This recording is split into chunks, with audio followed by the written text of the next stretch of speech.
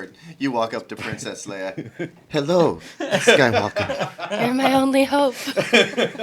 You're my only hope, Caleb. We're way past that. Do you choose the light or the dark, Caleb?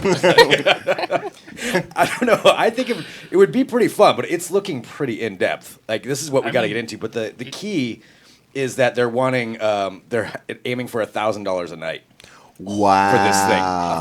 They'll get it. They'll get it for You sure. think so? Oh yeah. That's what we were talking about. Like, are they going to get it, Oh, or yes. you think there's Definitely. enough nerds out there that would pay $1,000? Rich nerds. Yeah. I think it's an early adopter pricing scheme too, right? So it starts out at probably. $1,000, Yeah. and while the demand is super high and it's hard to get in, they'll keep doing that until things kind of taper off, and then they'll sweeten the pot by dropping the price a little bit. You think? I don't know. I don't know if Disney does that. I don't know if they'll sweeten the pot on that one.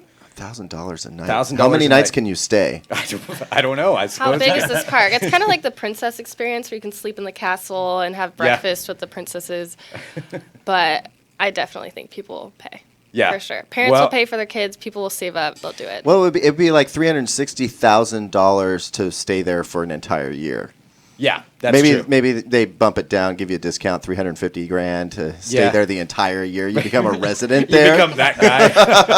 That's just Steve. He's all not the part of cast, that. all the cast members are like, "Oh man, Steve, he forgot to brush his teeth again." All right, we're going to get into that here in a minute. We need to get the show started though. So we're coming in live on Facebook and YouTube right now. Hello, this is Trends with Benefits. I'm Greg Nibbler, and this is our weekly show where we gather a round table of experts here at Digital Trends to talk about the tech topics of the day. We're going to go in depth on this Star Wars-WestWorld experience that we're creating right now here in just a little bit. But that is kind of the Facebook question of the day: is would you spend $1,000 a night to stay in a Star Wars theme park? Which is actually something you are probably going to be able to do. So we'll get into that, but we've got some other things we want to get to too, and we want your feedback, we want your questions, whatever it is that you want to chime in with this. Several different things to get to, but let's get our round table introduced here first. As I said, I'm Greg, and to my right, I am Drew Prindle. Drew Prindle, and Holly Smith. Holly. And then on the end, The Whiskey Mist. you all know him and love him, the Whiskey Mist. Well, hopefully you love him. Today I'm the Whiskey and Coke Mist. All right. And asking on the Star Wars questions, we've got a lot of no's coming in. So Really? I'm kind of surprised I'm about surprised. that. Yeah, I think okay. We'll get into this here in a minute. Before we get to that though, let's talk about some of the other big things that are happening today in tech. I wanted to get to this just because this has been trending all day. Google Home. Now, I think a lot more people now have either an Alexa or they've got something at home, some kind of an AI assistant. More and more people are getting them. At least I've got an Alexa. It's pretty fun. But Google Home is now taking it up another notch with the announcement today that their system will now recognize multiple users. So By voice. By voice, yes. pretty So like Alexa right now, pretty much anybody can talk to it and it'll interact. It doesn't know the difference between who it is or who the owner is. Google Home will now be able to differentiate between different people, which that's a huge step. The more you think about it, especially if you have a house full of people that are involved in it, or friends that come over and you don't want your friends messing with your history, with your Alexa search history, which I've got some friends that do that, and so I bet they do. Oh, I don't remember asking those questions. But Google Home now, at least you can tell it who it is. So the example they gave is you came in and you asked 5 different people, a cute little family that their video shows, asked like different things about what their schedules are, and Google Home will differentiate. It's a pretty big advancement, I got to say. Does anybody here own a Google Home? Or does anybody watching own one? No. I don't have No, it. so that's a big no. Got the Echo Just like the Dot, Star man. Wars, it's going to be one of Echo those just shows. got in sooner. Yeah. Amazon just jumped. They beat them to the punch on that one, and I think that's why it's more common. And plus, I shop with Amazon, and I mean, I have never. It used to be. This is kind of a lame anecdote, but I'm going to go ahead and tell you anyway. It used to be that I was chronically late ordering a water filter for my fridge, and it's some stupid part number I can never remember the name of anyway. And that alone was like a barrier to me going to the stupid laptop and clicking buy and all that. Now I just tell Alexa to order me a new water filter, and it shows up at my house 2 days later. Yeah, and I love that. And more and more, there's going to be. I'm starting to get more stuff from Amazon, like my laundry detergent and toilet paper and stuff that's just cheaper there, and it can just show up at my door. Right. And more, I can just tell Alexa to order it, and it shows up. Yeah, and I like that. So that shopping aspect is going to be more. But this important. isn't about Alexa. This is about Google Home. It's about Google Home. Clearly, you're pro Alexa. I do see William Robert here on Facebook as chiming in. I don't trust these AI assistants. I was the same way. I probably wouldn't have bought one until I was gifted Alexa, and now she's my best friend, and we live together. But no, so I totally understand that, and they are listening to everything. I think you gotta have to get over that aspect, and if that's a problem, then yeah, you're probably not going to be in the market for one of these. But there are a lot of uses for this, and I see it as being kind of a valuable thing. I think the differentiating would be pretty cool. Drew, is there anything that would ever convince you to get one? What, a Google Home? Yeah. If I was choosing between the two right now, I'd go with Google Home just because of the multi-voice support. I live with roommates. I have the same exact problem that you have. Yeah. No, people are unkind. Well, you should be able to launch your own playlists, when you want to listen to your music or get an update on, like you said, personal stuff like when's my flight, Right. and not have to specify it's me, or whatever. Yeah. Well, there we go. So that's It's me or whatever. It's me, the whiskey mist. Don't you know who I am? Oh, I hope you set that up so it's like you say like, "What's my flight?" "Hi, Whiskey Mist." That would be awesome. That's a great idea. There you go. That should be how that works. I can tell Siri what to call me. Why can't I tell Alexa what to call me? Yeah. All right. We got to get that figured out.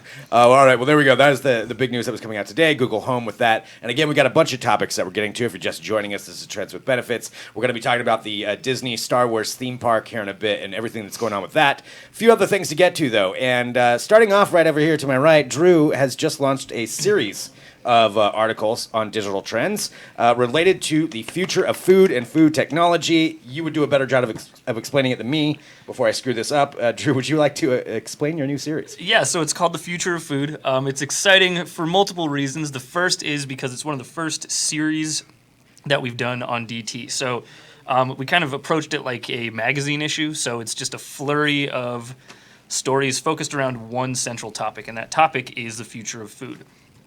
And that's the other thing that's exciting about it, in my opinion, because there's this big question. It's like, the world's population is exploding. All of our natural resources are kind of like, hanging in the balance. We don't know if we're going to be able to grow enough food in the future. And too many people. Exactly. And in the past, technology has helped us with that. We developed, tractors, chemical fertilizers, all of these things that helped us scale food production and meet all of that rising demand. But now it's not really clear if we're going to be able to do that because the population is growing so fast. So what this series does is kind of looks into the new technological solutions that we're coming up with to see if they really can help us do that and feed a world with a population of, up to 9 billion, which is what it's projected to be around 2050. It is legit fascinating. I've been editing a lot of these articles and it's fun. Some of the most fun editing I do because I'm learning a lot. And it really is fascinating, some of the things that are being done right now. Well, and that's what I was just, because I feel the same way. I'm learning a lot by just reading these articles that you've come up with. And especially today I was reading about the 3D food printing and some of the advancements that have come to that. Like we talked about, maybe a couple of weeks ago, we talked about the idea where they were trying to grow meat. Yeah. Non-animal meat, I guess. That's actually the one that's on the site today. We did a whole piece on not just lab-grown meat, but meat alternatives and dairy alternatives and all these other things that are substitutes that help us. Plant-based blood. Yeah, exactly. Yeah, Stuff that helps us plant-based not blood. rely on animal agriculture. And including in that, one of the other articles was about 3D food printers and just where we're at. It basically sounds like we're heading towards a Star Trek replicator. Where you can order whatever you want, if that's too nerdy for everybody. But it does kind of look like that, or from the Fifth Element. So these are basically printers you can make whatever you want. So right now they're still kind of primitive. It's just basically a 3D printer that squirts out like food paste as opposed to you make it sound plastic. so glamorous. Food paste. The thing is, it's exciting because of the potential that this stuff has, right? So the way that they're talking about this in the future is that you'd be able to connect your phone or your health tracker device that you wear to your 3D printer, and then it would 3D print food that has the correct nutritional content, like the things that you need in your diet just built into it. So you could have pasta that's like fortified with iron or something else, depending on your unique dietary needs, which is pretty cool. This sounds all just way too healthy for me. Like, can you give me a call when we start 3D printing donuts? Because That's where then it's I'm in. And let my fitness watch tell me, hey, dude, you need a donut right now. Literally, there was I'm a gonna question feel so good about that. just came in from Rich asking, can it print donuts? So donuts is the theme. I mean, really, that would be probably one of of the easiest. It's Rich just and a I are circle. just- Yeah, that's true. I mean, I think it's pretty cool just because if I could just come up with whatever I wanted and it's healthy, they can make it taste good, and I have all whatever the dietary needs are. I mean, I'm that guy. I'm lazy enough. I'd be like, yeah, okay, cool. Look at this gourmet meal I just made, and I really just hit print. At what point, I though? would be into that. At what point, though, do we get to the time where, just like autonomous vehicles, where we have to work really hard to get to drive our own car? Is it Yeah. going to be that we're going to have to work really hard to eat cook your old own school food? food? Exactly. Yeah. Yeah. Yeah. I don't know, man. You will pry that T-bone out of my cold dead hands. I'm telling you what, right now. I feel the same way. I feel like I enjoy cooking. I feel like that's Part of the process. I feel like that's the spice of life, man. Yep. Cooking Yeah. your own food, that's fun stuff. So I don't think this is necessarily going to overtake traditional food preparation methods. This is for people who eat to live rather than live to eat. That's and I'm me. definitely Yeah, in the I am latter Sure, camp. I am like yeah. eat to live. Yeah. Yep. Yeah. I have Good to for eat you. now, so that's where it is. You're so much healthier than us. Aren't you proud? No, not at all. That's what I'm saying. I don't cook. I don't grocery shop. It's just like, what do I need to sustain myself and move on? How do I stay I alive today? assemble like rice, beans. That's like all I eat. So if you could print beans out at home. Well, that's what I thought was so Print out a interesting bean. about the article is because I read it and I was like, oh, great, 3D printing food. All we print right now is like gummy bears and pizza. The same Yeah. thing. Put ingredients in a 3D printer instead. But reading it was really interesting, kind of the thoughts of where it could go. There's Rick says in the chat, yes, I will eat 3D when it tastes as good and is cheaper than the real thing and is certified. So yeah, that'll probably be a key. Yeah, once it becomes cheaper. It's a long way off, but Yeah, we're getting there. It's But the that- future of food, not the present of food, man. it's right in the title. Look forward, man. But yeah, it's a great series. So there's tons of stuff that's going to be coming out. So it's a new article every day. Is that? Yeah, for all of this week. So I think we just hit the 5th installment today, plus the introduction, and then there's going to be another 4 or 5 next week. So all through next week, just make sure to check out Digital Trends. It'll usually be up at the top of the homepage. That's really cool. So tons of stuff coming out with that. It's fascinating. So follow that all at digitaltrends.com. Okay, moving on, since we got a bunch of stuff we got to get to today, and we are coming back to the Star Wars themed WestWorld park. And my question was, would you pay $1,000 a night to stay there? And I don't think I've seen one single yes come through. It's been almost all no's. So that's going to be interesting to get to there. I'll say yes right now. Okay, just to be the yes Just to person? be the yes man. Okay, good. Thank you. Thank you. You're We've welcome. got a yes man. All right, Whiskey Mist, we'll stay there. So before we get to that, since we are broadcasting live on YouTube and Facebook, we do have to talk about Facebook's big conference, their F8 conference. Everybody's got a conference now, or developers symposium that they put on. And Facebook's, though, there were a couple of interesting things that came out of it, including their new VR platform called Spaces. And Spaces is that from outside? That was a ghost. Okay, I don't know. Things are falling down in here. I don't know. We'll see. We're broadcasting live, so let's see what happens. So Spaces is their new platform, and it's going to be just for Oculus Rift owners right now. But it's a VR world, and I was reading up on it. You essentially can interact with your friends, is what they're kind of going for, where they create an avatar for you, and you can be embedded with this person in a VR space, a VR world, 360-degree videos, and you share the experience with them. So the demo video kind of shows 2 people going on like a river boat tour together, where you can see your friend's avatar, and then you can talk to them and chat with them while you're embedded in this world. It's an interesting concept. It seems really Black Mirror-like to me. I know I say that a lot about a lot of things, but there is an episode of Black Mirror that's really similar to this, where you're joining in a group experience with a bunch of other people's avatars. I don't know if this is for me, to be honest. I don't know if I would really enjoy this, but Holly, you work at social. What do you think about this? Like, do you think this is something that could actually take off, or would you use it? You're up to date on all this stuff. I'd have to try it, but I feel like I'm not motivated to put on a headset and sit on my bed and talk to my friends when I could go and hang out with them. Yeah. What about the ones you can't go hang out with? Right. FaceTime, like let me see your real face, not your like anime face. avatar. Yeah, there's I could see that. Yeah, the avatar side of it does seem like a really weird And they have no way to go about lower it. half. It's just a floating torso. That is true. Yeah, that part does seem kind of strange. I mean, maybe they're working towards where you would have an actual person in there, but that's going to require more cameras, and I don't know how exactly they do that, the technology side of that. Does it but- seem like, Facebook with their whole we want to bring people together kind of thing. Just was like, man, we got to do something to bring people together in a new way. This sounds good. VR's big. We just spent all this money on Oculus. I guess we better do something with that, huh, guys? You know, and then they come up with this. I don't think it's a terrible idea, and I definitely think that we should consider the "don't knock it till you try it" principle here, because, like, I mean, honestly, somebody said you could watch a basketball game in VR. You know, wouldn't that be cool? And I was like, no, that doesn't sound cool at all. I want to watch the basketball. I'll watch it on TV.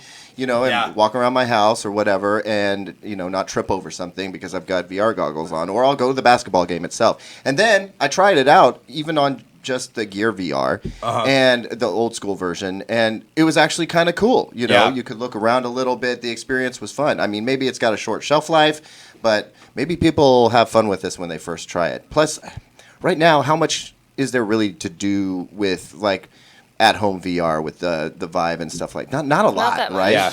And so this is something to help kick the VR can down the road. That's what I think. Right. I mean, right now there's not very many people that even have these sets. Exactly. You know, I don't think I can't know one person that has an Oculus Rift, and that's it.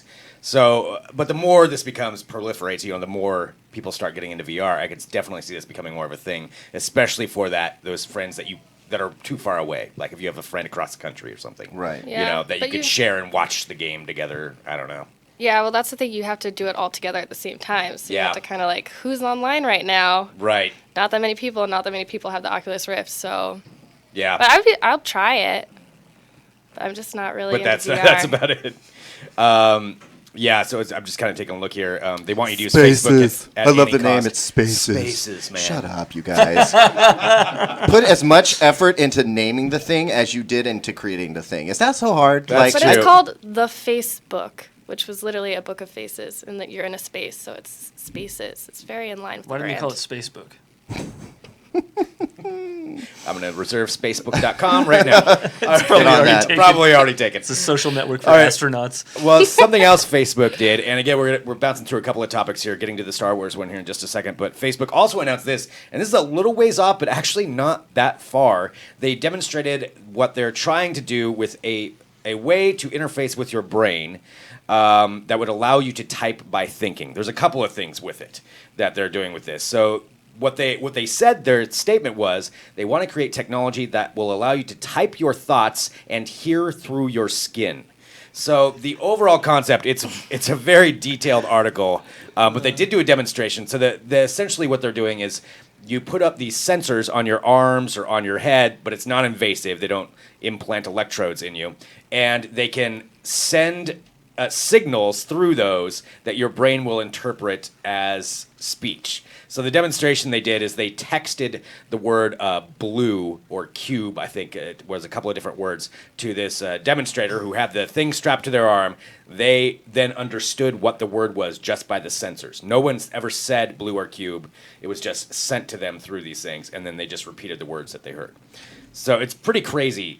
I think technology. it's freaking awesome. And this from the This Tech Sucks guy, right? Right. Like, I think that this makes a whole lot of sense, because imagine translating what you're thinking into typewritten word. And, of course, there's a whole bunch of concerns there. Like, you don't want all that noise in your head going onto paper. You know, you don't want to communicate everything you're thinking. So they obviously have some huge challenges here. But imagine if instead of trying to pull out a translator or having to full-on learn a new language, you could think the thought and it would be represented as impressions on your skin. You would actually understand what that person was trying to say to you without having to have any kind of translation at all. That would be amazing. Plus, people with various disabilities would suddenly, for people who can't speak for whatever reason, to be able to instantly communicate like fully fleshed out thoughts, that's amazing. Yeah, that would give them back the ability to speak, which is cool. One of the things they said was they want to be able to have somebody speak in Mandarin and have the person think in Spanish. So it's like they could speak to somebody in Spanish, Mandarin, or hear in Spanish. This is crazy. Yeah, right? it's pretty crazy give stuff. the Spaces money to this guy, to Yeah, the hear thank through you. your skin guy. Come, he's got the ideas. The skin dude knows what's up. Spaces versus skin. Spaces, dude, you're out. Skin girl, you're in. And actually, it's Regina Dugan who's heading this. She's the one that came from DARPA and She's a super genius, basically, and that she's heading this whole thing. And what's cool is they made a big deal about saying this is not like some pie in the sky thing. We're talking like 2 to 5 years deployment, fully fleshed out, working tech. Yeah, that's awesome. That's what I love to hear. I love to hear, this is not just some pie in the sky type of thing. Sorry to overuse that term, but it's real tech and it's coming, and I can't wait to see what they do with it. This is interesting, I think. Yeah, really going to happen. Their goal is to have somebody think and be able to type 100 words a minute just with their thoughts. And she said, you're not going to see it this year, but maybe in a couple of years. Yeah. Like she said, maybe in a couple of years, this will actually be out. What's the skin part, though? So the skin part is that you can, and it's kind of complicated. Is it in your head? Like, are you thinking into somebody else's head? Yeah, they said there's ways, and again, the article goes way in depth on this. I'm just going to kind of paraphrase it, but they compared it to as kind of like Braille, in that your skin can interpret it. It can interpret these signals, and your brain will interpret those. I'm just curious what the learning curve is there, because it takes a while to learn Braille, right? And I wonder. Well, I think it's your body's just doing it. Now, and again, I don't know specifically how they're making that happen. I want to feel that. I want to feel what cube is. I don't even think, from my understanding, it's not like you would have to think about what the signals were. It's interacting. Your body's interpreting it and then for you're thinking what they are. I feel like you'd have to learn it. If it's like only relying on your sense of touch, you would have to. It would be like learning Braille. Yeah. But the advantage of that is, like, when you read Braille, people that are good at it can read like entire pages way faster than you can, because they don't have to scan one row at a time with their eyes. Yeah. I think it's the same thing. If they ever get to that point, you could be taking in a lot of information really quickly. Yeah. Well, so that's something they're working on in the near future. Facebook said that they're going to have something like that. Christina said, let's hope it works better than talk to text. And that is true. That is a good point. Wow. That's a fair point. So you can read all about that at digitaltrends.com. All right, let's get to the other thing. We've got two more things here to get to. And this, I wanted to talk about it because it sounds like Disney is creating a WestWorld. And it's their new Star Wars exhibit that they're going to be creating. And we knew that they were going to be making this. Of course, they own Star Wars now, so they're going to be coming up with one. But the way they're doing this is so intense and it's so massive that I feel like it's going to be unlike anything they've done before. So just kind of walking through a couple of the things with this, the way this experience is going to happen, it's the whole land, Star Wars land. And you'll walk through a tunnel. So when you come out of this tunnel, you're already in, basically they said it's like a desert planet spaceport. So that's probably like Tatooine kind of thing. Yeah. And in the background, they're going to have, and what the technology is behind this, I'm not sure, but they're going to have it so you'll see alien planet mountains in the background, and they said you'll have no semblance of Earth on there. It'll just be, you're completely immersed in this world, so you don't even see what's beyond that. And as you go through it, I guess they want it to be a completely interactive experience where you choose whether you want to be on the light side or the dark side when you show up. And then your path through the park and your interactive and your interactive activities and experiences are based upon the choices you make as you go through. So it changes the outcome depending on what you do, which if you've seen WestWorld, that is totally WestWorld, a white hat or a black hat. And the idea behind it is they're also testing whether or not people would be willing to pay to spend the night there and also include that in the experience. All of it part of this, whatever narrative they create, to $900 to $1,000 a night to stay in the Star Wars theme park and experience it throughout that. I better get free food and booze for that. I doubt they'll give you free booze for that. I'm going to guess not. But maybe you get some, I don't know, it's Disney. They probably wouldn't give you anything for free. In a night? I mean... Yeah. You can only drink so much booze before you just pass out. So it's That's not true. like they're going to lose a ton of money. But I mean, if you're going to pay $1,000 there for the night, I mean, I've done experiments on this, and I can tell you right now that the end result for the proprietor of the establishment is maybe, how much does a bottle of vodka cost? Right. You're out $20, right? Yeah, that's true. Okay, so don't worry about the booze. Just give me the booze Yeah. at my Star Wars, because honestly, I feel like after I've been in there for like 7 or 8 hours, I'm going to need a few drinks to put up with the crazy. Yeah. It is good, but then why pay $1,000? Rich and I were talking about before the show. You just go down to Cabo, it's $100 and you get all inclusive, and then you can spend your money there. But yeah, and I don't see anybody coming through here. Okay, there's a couple of people that maybe would do it, and that was the question: is who would be willing to pay for this? And Holly was saying she thought a lot of people would. So far, I really did. Seen a lot of no's. Sounds so cool. A lot of Where's no's. all the I mean, Star if it Wars lives fans up to all at? that stuff that they're saying, I'd pay $1,000 I would for it. too. Yeah, I mean, and there's more to it too. I guess you're going to get to fly, virtually fly a Millennium Falcon. And there's all kinds of just immersive things that are going to be involved in it. Live performers, characters, androids. You get a robot butler, I guess, that comes along with it. So there is a lot that you get in there. Let's see. Mike says no. Tony says yes. I'd pay it for sure. So Tony would do it. Not everybody is a Force user, though. That's true. That is one of the nerdiest things I've seen in there today. Tony, you win. Jesse says beer makes everything better and more fun. Thank you. Fact. Okay, I'll go with that. And Courtney says we're planning on going when it opens, but not staying the night in the park. So she wouldn't stay in the night. So is it park. cheaper if you just show up for a minute? It's I'm not guessing- $1,000 if you go the whole day? I'm guessing, yeah. I think the $1,000 experience is like the full night. Like everything, I don't know what else So you're involved paying to in it. sleep but there. Yeah, you're Yeah. paying That's to sleep weird. there. Yeah, you're staying in a room. They showed some demos. It's like Star Wars-themed rooms, and I'm imagining it's some kind of a display, making it look like you're on another planet when you look out the window. And Well, you can stay in hotels in Disney resorts now. Yeah. Right? Yeah. And Yeah. they're not nearly $1,000. They're expensive, but not nearly $1,000. I'm wondering, what about staying at this place makes it cost so much money? Early access, though. Like, think of Yeah. how busy this is going to be. If you get the park to yourself for 2 hours before it opens up and there's no lines, that could That's be worth true. the money. that's true. Yeah. people Yep, can- if they threw something like that into it, I can see. They're going to have just have to. to toss a ton of like value add stuff Breakfast on top with of Darth Vader. Yeah. That's true. Though. Or Something like that. kill as many Anakin. stormtroopers Or as not they want. Anakin, Luke. Breakfast would be boring though. He's just gonna sit there and stare Just at you. breathe. And breathe heavily. Not if the robot butler feeds it to you. That could Yeah. be something. you know? Yeah. But what we were talking about beforehand was, what about lightsabers? How are they going to make that work? Because if we're going to pay $1,000, I want a lightsaber. I want to cut something. I I think during this everybody's going to experience. want that. Yeah. So I don't know how they're going to make that work. Fruit Ninja. That's virtual. that's where you restrict the alcohol, because if you have actual lightsabers, the alcohol's off the table, because somebody's going to run through there and just start cutting crap up, Yeah. destroying the park. But then somebody's just going to hand their credit card and just be like, run up whatever the tab is. Just, I'm going to have this. I'm going to do this. So, Sean says, yes, I would. So yeah, I think people, once they start seeing this, maybe if the price went down, that would add more to it. But I'm gonna say there's gonna be a lot of people that'll do this. I bet it's gonna be booked up for a year. I mean, when it I want to opens. know how many people have done the Disney Princess experience where you stay in Cinderella's know what that castle. was. And I Okay. bet you it costs a very similar amount that has to be based off the same thing. Okay. And a lot of people do that.